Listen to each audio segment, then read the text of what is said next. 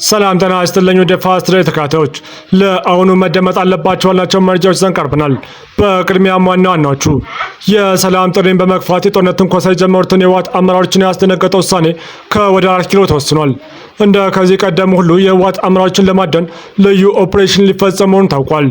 ለዚህም አየር ኃይልና ቀይ ለባሽ ኮማንዶዎችም ወደ መቀሌ ሊያመሩ እንደሚችሉም ተገልጿል። ከወደ አዲስ አበባ ከባድ ማዕበል እየመጣበት ያለው ህወሓት ደግሞ አዲስ መመሪያን አጽድቋል። በሚታየው ውጥረት ጭንቀት የገባው ዓለም አቀፉ ማህበረሰብ ደግሞ የሰላም ጥሪ እያቀረበ ይገኛል። ይህንና ኢሳያስ ከነጩ ቤተ መንግስት የሰሙትን መርዶ አክለን ይዘን ቀርበናል። ላይክና ሼር እያደርጋችሁ አብራችሁን እንድትቆዩ ጋበዝን። ወደ ዝርዝሮቹ ተሻገርን። ለደቂቃዎች በቆየ ኦፕሬሽን ከሱዳን ዘልቆ በመግባት ሽረና ላይ በሀገር መከላከያ ሰራዊት ላይ ትንኮሳ የፈጸመውን የህወሓት ቡድንን አይቀጡ ቅጣት እየቀጣ የሚገኘው አየር ኃይል በአዲስ ኦፕሬሽን ከሌሎች ኃይሎች ጋር በመሆን ሊሰራ እንደሆነ ጀነራል ማመር ዳሳ ገለጹ። ከሐምሌ 28 2018 ዓ.ም ጀምሮ የኢትዮጵያ አየር ኃይል ከየትኛውም የጠላት ኃይል ለሚደረግ ትንኮሳ ፈጣን ምላሽ እንደሚሰጥና ያለ ኢትዮጵያ ፍቃድም ወደ ግዛቷ ዘልቀው በሚገቡ አካላት ላይ የማያዳግም እርምጃ ይወስዳል ሲሉም ከቀናት በፊት ጠንካራ ማስታወቂያ የሰጡት ጀነራሉ የአሁኑ ኦፕሬሽን መቀሌ ላይ ወይም ደግሞ የህወሓት አመራሮች በሚደበቁበት አካባቢ እንደሚያነጣጥርም ገልጸዋል። አንድ ቤት ውስጥ አይጥ ገባ ተብሎ ቤቱ አይቃጠልም ያሉት ጀነራል ማመር ዳሳ ትግራይ ቤታችን ናት፣ ነገር ግን ተወደደም ተጠላም ትግራይና ኢትዮጵያን ሰላም በሚነሱ ኃይሎች ላይ በልዩ ኦፕሬሽን ይዛቸዋለን ሲሉም የህወሓት አመራሮች ላይ ሊፈጸም ስለታሰበው እርምጃም ሹክ ብለዋል። የት እንዳሉ እናውቃለን፣ ሁልጊዜ በክትታችን ስናቸው ያሉት ጀነራሉም እንቅስቃሴያቸውን አንድ በአንድ እንደሚያውቁም ገልጸዋል። ጀነራል ማመር ዳሳ አክለውም ይህ በሄሊኮፕተር የታገዘው ኦፕሬሽንም አየር ኃይል ብቻውን እንደማይፈጽመው በመጥቀስ ቀይ ለባሽ ኮማንዶዎችም እንደባለፈው ሁሉ ሊሳተፉ እንደሚችሉም ገልጸዋል። ጀነራሉ ይህንን ያሉትም የህወሓት አመራሮች በሽሬና በደረሰባቸው ኪሳራ ተደናግጠው በአንድ ጀነራል መኖሪያ ቤት ውስጥ በሚገኝ አንደርግራውንድ ውስጥ ቀጣይነት ያለው ስብሰባ እያደረጉ እንደሆነም በገለጹበት ወቅት ነው። በባለፈው የሰሜኑ ጦርነት ወቅት በተወሰደው ልዩ ኦፕሬሽን የህወሓት ከፍተኛ አመራሮች ላይ እርምጃ እንደተወሰደባቸው የሚታወስ ሲሆን ከኦፕሬሽኑ እርምጃ ያመለጡት ደግሞ በልዩ ሁኔታ ተይዘው ወደ አዲስ አበባ መጥተው እንደነበር አይዘነጋም።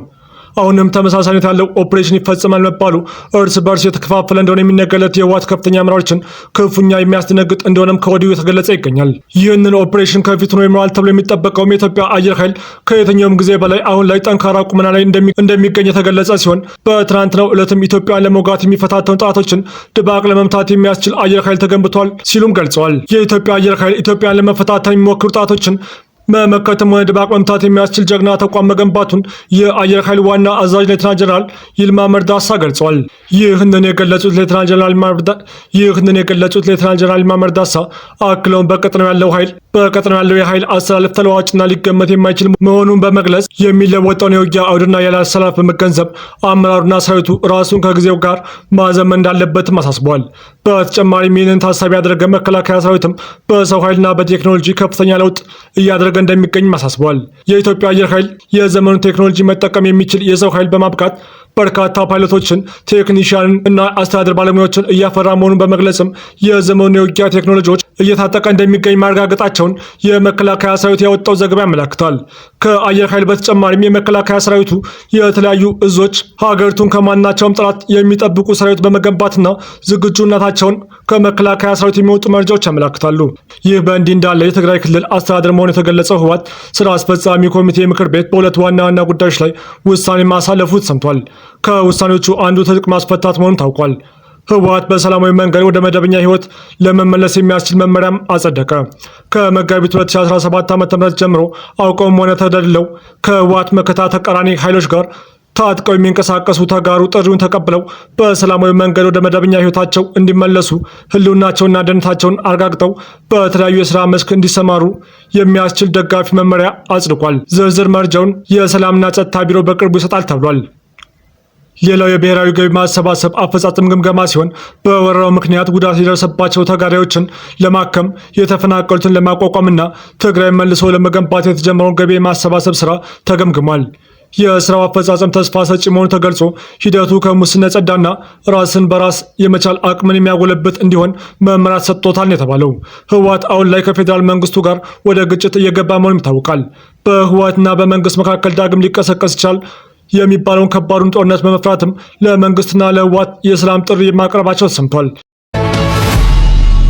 በቀጣይ መረጃ አሜሪካ የአፍሪካ ቀንድ ሀገርን በተመለከተም ከኤርትራ ጋር ድርድር እያደረገች ነው ወይም ሚኒስትራዊ ስምምነት ላይ ለመድረስ እየሞከረች ነው መባሉን የፕሬዚዳንት ትራምፕ ከፍተኛ አማካሪ ማሳድ ብሎስ አስተባበሉ። የአሜሪካው ፕሬዚዳንት የአረብና የአፍሪካ ጉዳዮች ከፍተኛ አማካሪ ማሳድ ብሎስ በኤክስ የማህበራዊ ትስስር ገጻቸው ላይ ባሰፈሩ ጽሑፍም አሜሪካ ከኤርትራ ጋር በመሆን በየትኛውም የቀጠናው ሀገር ላይ እንደማታሴር ገልጿል። አማካሪው እንዳሉትም አሜሪካ ከአንድ የቀጠናው ሀገር በተቃራኒ ከኤርትራ ጋር ድርድር እያደረገች ነው ወይንም ሚኒስትራዊ ስምምነት ላይ ለመድረስ እያሰበች ነው መባሉ ፍጹም ሐሰት ነው በማለትም ገልጿል።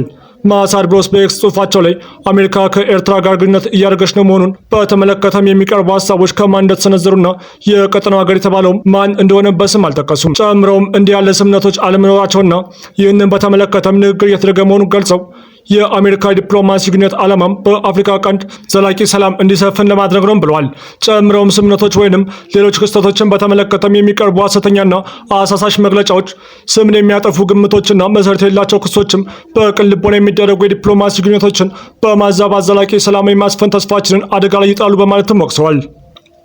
መንግስታቸው ለአፍሪካ ቀንድ ሰላም ከግብጽ ከኤርትራና ከኢትዮጵያ ጋር ዲፕሎማሲያዊ ግንኙነቶችን መከተሉን እንደሚቀጥል የጠቀሱት ብሎስ የሀገራቸው ዋነኛ ትኩረትም የቀጠናው ዘላቂ ሰላም መሆኑን አመላክተዋል። የፕሬዚዳንት ዶናልድ ትራምፕ ከፍተኛ አማካሪ እንዲህ ያለውን ማስተባበያም በማህበራዊ ሚዲያ ገጻቸው ላይ ሲለጥፉ ባለፉት 2 ሳምንታት ውስጥ ይህ ለሁለተኛ ጊዜ ነው።